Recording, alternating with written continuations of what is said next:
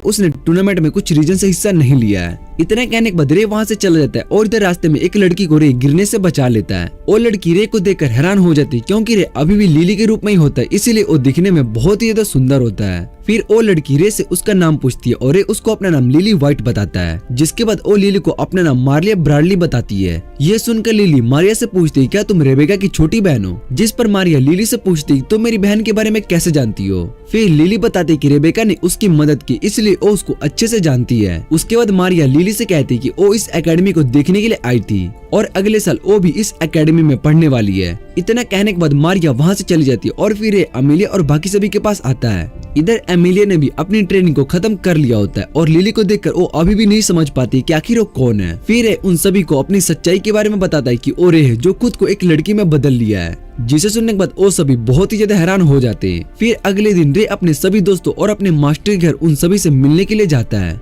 Lydia वहाँ पर उन सभी को देखकर बहुत ज्यादा खुश हो जाती है और वो सभी खुद को एक एक करके इंट्रोड्यूस करते हैं। एलिसा मिस लीडिया की बहुत बड़ी फैन होती है और वो उनसे ऑटोग्राफ मांगती है, जिसे सुनने के बाद लीडिया ऑटोग्राफ दे देती है। उस ऑटोग्राफ को देखकर एलिसा बहुत ही ज्यादा खुश हो जाती है। फिर क्लैरिस अपने बारे में मिस लीडिया को बताती है कि वो क्लेवलैंड फैमिली से है, जिसे सुनने के बाद मिस लीडिया क्लैरिस से पूछती है क्या तुम एक हंटर बनना चाहती हो, जिस पर क्लैरिस उनसे पूछती कि ये बात आपको कैसे पता चली, जिस पर मिस लीडिया बताती कि क्लेवलैंड फैमिली की एक हेड उनके पास मिलने के लिए आए थे। फिर मिस लीडिया क्लैरिस को अपना प्लेटिनियम हंटर कार्ड दिखाती है और बताती कि वो भी एक हंटर थी, पर अब उनकी इंजरी होने के बाद वो हंटर का काम नहीं कर सकती, इसलिए वो क्लैरिस से कहती है कि तुम्हें अपने दिल की सुननी चाहिए। फिर एमिलिया अपने बारे में मिस लीडिया को बताती है और मिस लीडिया एमिलिया से कहती है कि हम दोनों बहुत बार पार्टीज में भी मिल चुके हैं। उसके बाद वो एमिलिया से कहती है कि मुझे तुमसे प्राइवेट में कुछ बात करनी, जिसके बाद वो दोनों वहाँ से चले जाते हैं। इधर कैलरा रे को बताते हैं कि इस टूर्नामेंट में ग्रिम रिपर्स नाम का ऑर्गेनाइजेशन आने वाला है, जो कि सभी नोबल्स फैमिली के बच्चों को किडनैप करना चाहता है, इसलिए हमें उनका पता लगाना होगा। रे कैलरा की बात समझ जाता है और इधर लीडिया एमिलिया से पूछती है कि तुम्हें तो रे के पास्ट के बारे में पता ही होगा, जिस पर एमिलिया बताती कि रे ने उसको अपने पास्ट के बारे में सब कुछ बता दिया है। फिर मिस लीडिया एमिलिया को बताती कि रे बहुत ही टैलेंटेड है और वो इस दुनिया का सबसे स्ट्रॉन्गेस्ट सोर्सरर है, जिसने कि मुझे भी सरप्राइज कर दिया और मैंने उसको सोर्सरी के बारे में सब कुछ सिखाया,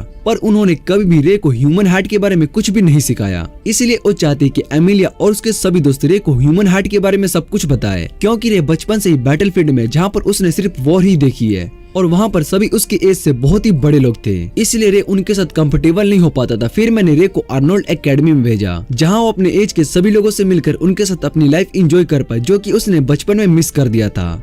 एमिलिया मिस लीडिया की बात समझ जाती है और उन्हें विश्वास दिलाती है कि वो सभी रे के अच्छे दोस्त बनकर रहेंगे। उसके बाद रे और सभी वापस एकेडमी में आ जाते हैं, जहाँ पर रे और एवी दोनों रूम में एक्सरसाइज कर रहे होते हैं। फिर अगले दिन एमिलिया के साथ शॉर्ट बैटल करने के लिए जंगल में जाता है, जहाँ पर वो दोनों शॉर्ट बैटल करते हैं। कुछ दिनों के बाद टूर्नामेंट वाला दिन आ जाता है। सभी एकेडमी के स्टूडेंट्स आर्नोल्ड एकेडमी में इस टूर्नामेंट के लिए आए होते हैं। प्रिंसिपल एबे इस टूर्नामेंट को शुरू करती है, जिसके बाद हम अरियान और एमिलिया को देखते हैं। अरियान एमिलिया से कहती है कि वो उससे फाइनल राउंड में मिलेगी और एमिलिया उसकी बात मान लेती है। फिर पहली फाइट एमिलिया की होती है और एमिलिया वहाँ पर हंटर क्लब के सभी मेंबर्स को देखती है, जो कि उसको चीयर करने के लिए आए होते। फिर बैटल शुरू होता है और एमिलिया इस बैटल को बहुत ही आसानी से खत्म कर देती है, जिसे देखकर सभी बहुत ही ज्यादा खुश हो जाते हैं और कर्नल बताते हैं कि एमिलिया ने बैटल शुरू होते ही अपनी सोर्सरी का यूज किया। फिर जब ओपोनेंट एमिलिया पर अटैक करने के लिए आता है, तभी वो एमिलिया के ट्रैप में फंस जाता है और इस बैटल को हार जाता है। उसके बाद रे एल्बर्ट के पास उसे रोज देने के लिए आया होता है और उसको फाइट के लिए गुड लक कहता है। एल्बर्ट ग्राउंड में आ जाता है और उसकी फाइट अरीना के साथ होने वाली होती है। इस फाइट में एल्बर्ट बहुत ही अच्छा करता है और अरीना पर भारी पड़ता है, लेकिन तभी अरीना अपनी पावर का यूज करती है और एल्बर्ट को ग्राउंड से बाहर फेंक देती है,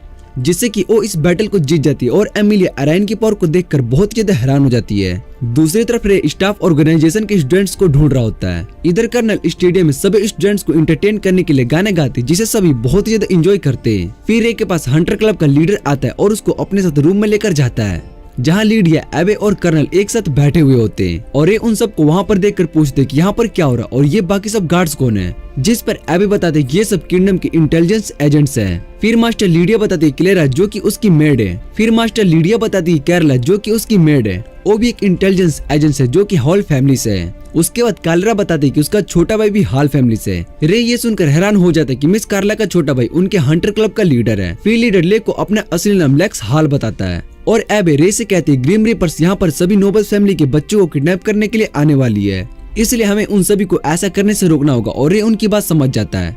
इधर रेबिका भी अपनी बैटल को जीत जाती है, जिसे देखकर रे और एबी इम्प्रेस हो जाते हैं। तभी एलिसा और क्लैरिस दोनों रे के पास आते हैं और उसको बताते हैं कि एमिलिया अपने रूम से बाहर नहीं आ रही है। दूसरी तरफ मैक्रोस एकेडमी के लुकास ने फाइट को सिर्फ 2 सेकंड में ही जीत लिया होता है, जिसे देखकर सभी बहुत ही ज्यादा हैरान हो जाते हैं। वो सभी सोच रहे होते हैं कि लुकास ने इस बैटल को इतनी आसानी से कैसे खत्म कर दिया। वो सभी सोच रहे होते हैं कि लुकास ने इस बैटल को इतनी आसानी से कैसे खत्म कर दिया। इधर अरियान अपने कल के बैटल के लिए प्रैक्टिस कर रही होती है। तभी उसके डैड और टियाना दोनों उससे मिलने के लिए आते हैं और उसको कल के फाइट के लिए गुड लक कहते हैं। अरियान उनसे कहती है कल की बैटल वही जीतने वाली है। फिर हम रे और एवी को देखते हैं जो कि अपने रूम में वर्कआउट कर रहे होते हैं। उसके बाद रे एमिलिया के पास जाने लगता है और वो एमिलिया के रूम के बाहर एलिसा और क्लैरिस को देखता है। क्लैरिस और एलिसा रे से कहते हैं कि एमिलिया अपने रूम से बाहर नहीं आ रही है, जिसके बाद रे उन दोनों को बताता है कि वो एमिलिया को समझा देगा। फिर रे एमिलिया को आवाज देता है और एमिलिया गेट को खोलती है, जिसके बाद रे उसके रूम में चला जाता है। रे एमिलिया से पूछती है कि उसको आखिर किस चीज की परेशानी है, जिस पर रे एमिलिया को बताते है कि वो अपनी लाइफ में बहुत ही परेशान है। नोबल फैमिली होने की वजह से उस पर हमेशा प्रेशर रहता है और उसको अपने फैमिली के हिसाब से चलना पड़ता है। उसने बहुत बार ट्राई किया कि वो खुद को चेंज कर सके, पर वो ऐसा नहीं कर पाती है। इसलिए उसको खुद पर यकीन नहीं हो रहा होता कि वो कल अरियान को हरा सकती है या फिर नहीं, और उसको कुछ भी समझ में नहीं आ रहा होता कि उसको क्या करना है। जिसके वजह से एमिलिया को समझाता है कि वो उसके साथ है और हमेशा उसकी मदद करेगा, इसलिए उसको इन सब से डरने की कोई जरूरत नहीं है और अपने दोस्तों पर ट्रस्ट करना चाहिए। ये सुनने के बाद एमिलिया रे को हक कर लेती है और सो जाती है और रे भी उसके साथ ही होता है। फिर रे उस बैटल को याद करने लगता है जब जंगल में एमिलिया ने उसको हरा दिया था। तब उसको एमिलिया की असली पावर के बारे में पता चला था कि वो बहुत ही स्ट्रॉन्ग है। अगले दिन एमिलिया और अरियान के बीच में बैटल होने वाली होती है, इसलिए वो सभी आए होते हैं।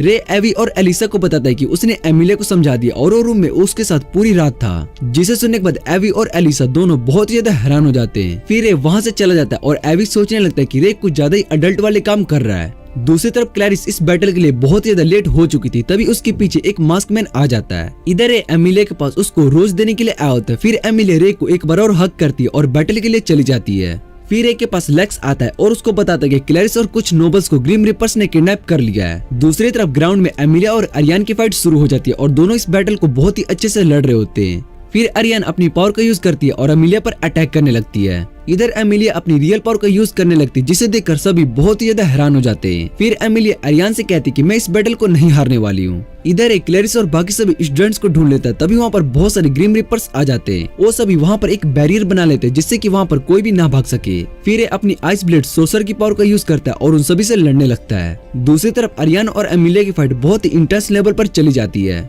अरियान अपनी पावर का यूज करके एमिलिया के सभी अटैक से बच जाती है। इधर रे अपनी पावर से सभी को फ्रीज कर देता है। फिर लेक्स भी वहाँ पर आ जाता है। रे लेक्स से कहता है कि उसने सभी दुश्मनों को फ्रीज कर दिया, इसलिए वो उन सभी को पकड़ सकते हैं। फिर एक क्लैरिस को लेकर एमिलिया की फाइट को देखने के लिए चला जाता है। अरियान एमिलिया पर अटैक करने के लिए जा रही होती है, जिससे कि एमिलिया डोज नहीं कर पाती है। फिर अरियान एमिलिया पर एक जोर से अटैक करती है, जिससे कि एमिलिया दूर जाकर गिरती है। एमिलिया को लग रहा होता है कि वो इस बैटल को नहीं जीत सकती, इसलिए वो हार मानने के लिए जा रही होती है। तभी रे वहाँ पर आकर एमिलिया को चीयर करने लगता है। रे को वहाँ पर देखकर एमिलिया की पावर वापस आ जाती है और वो इस बार अपने सबसे स्ट्रॉन्ग मैजिक को एक्टिव कर लेती है, जो कि बटरफ्लाई इफेक्ट होता है। उसको देखकर सभी बहुत ही ज्यादा हैरान हो जाते हैं और एमिलिया अरियान से कहती है कि अब वो इस बैटल को नहीं हारने वाली है। अरियान एमिलिया पर लगातार अटैक किए जा रही होती है, पर उसका एक भी अटैक एमिलिया को नहीं लग रहा होता है। ये देखकर अरियान को और भी ज्यादा गुस्सा आ जाता है और वो दोबारा से एमिलिया पर अटैक करने लगती है। फिर एमिलिया अरियान से कहती है कि वो इस फाइट को नहीं हारने वाली है। इधर कर्नल एमिलिया की पावर के बारे में बता रही होती है, जिससे उसने अचीव कर लिया होता है और इस टाइम उसको कोई भी नहीं हरा सकता है, पर उसने इस पावर को पूरी तरीके से कंट्रोल नहीं किया है। उसके बाद हम एमिलिया को देखते हैं और उसके मुंह से खून निकल रहा होता है। रे ये देखकर समझ जाते हैं कि एमिलिया की पावर ओवरहीट हो रही है। फिर एमिलिया अरियान से कहती है कि वो इस फाइट को यहीं पर खत्म कर देगी। इतने कहने के बाद वो दोनों एक दूसरे पर अटैक करने के लिए बढ़ते और जब ये फाइट एंड हो जाती है, तब हम देखते हैं कि एमिलिया ने इस फाइट को जीत लिया होता है और वो अरियान से कहती है कि इस फाइट में रे ने उसकी बहुत ही मदद की है। वो अरियान को थैंक्स कहती है क्योंकि उसी की वजह से इतनी ज्यादा स्ट्रॉन्ग बन पाई। फिर वो दोनों वापस से अच्छे दोस्त बन जाते हैं, जैसा कि वो बचपन में रहा करते थे। इस फाइट को देखकर सारे बहुत ज्यादा खुश हो जाते। फिर अरियान की एमिलिया बहुत ज्यादा स्ट्रॉन्ग हो चुकी है, पर अगली बार अरियान ही जीतेगी। जिस पर एमिलिया के फादर बताते कि एमिलिया अरियान से और भी ज्यादा स्ट्रॉन्ग बनेगी और उसको हराएगी। फिर एमिलिया से मिलने के लिए आया होता है और एमिलिया को इस बैटल के बाद बहुत ही ज्यादा चोट लगी होती है, इसलिए उसकी पूरी बॉडी में पहले से ही पट्टी बंदी होती है और एमिलिया रे से कहती है क्या उसने उसने पहले ही मेरी रियल पावर के बारे में पता लगा लिया था। जिस पर रे बताता है कि मैं तुम्हारी पावर्स के बारे में नहीं जानता हूँ, पर जब तुम मेरे साथ जंगल में फाइट कर रही थी तब मुझे पता चल गया था कि तुम्हारे अंदर बहुत ही पावर है और तुम इस बैटल को जीत सकती हो। उसके बाद अमेलिया और सभी टूर्नामेंट का फाइनल बैटल देखने के लिए जाते हैं। टूर्नामेंट का फाइनल बैटल रेबेका और लुकास के बीच में होने वाला होता है। फिर जैसे ही बैटल स्टार्ट होता है तो लुकास अपनी पावर को यूज करके रेबेका को एक ही अटैक में हरा देता है, जिसे देखकर रेबेका और बाकी सभी बहुत ही हैरान हो गए होते हैं और उन्हें यकीन नहीं हो रहा होता कि रेबेका इस मैच को एक ही झटके में हार गई।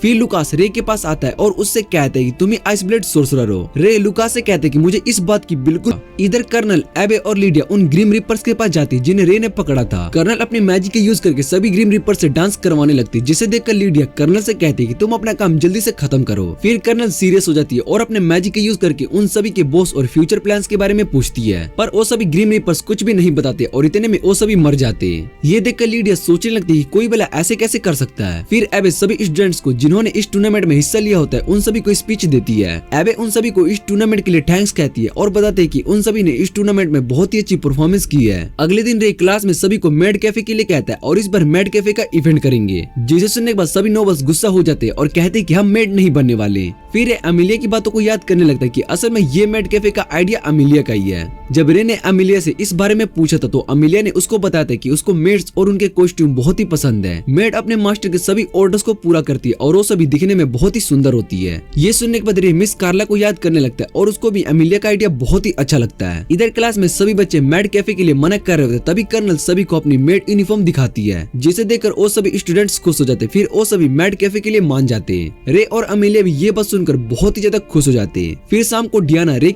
और रे दोनों हैरान हो जाते हैं। दूसरी तरफ में हम रेबेका को देखते हैं जो कि एक लड़के के साथ होती है। उस लड़के का नाम एवन होता है और उसने रेबेका के डैड के साथ एक कॉन्ट्रैक्ट साइन किया था और उसके डैड को विश्वास दिलाया था कि रेबेका उसके साथ सेफ रहेगी। इधर हम एक मॉन्स्टर को देखते हैं जो कि लोगों को मारकर उनकी स्पिरिट पावर को एब्जॉर्ब कर रहा होता है।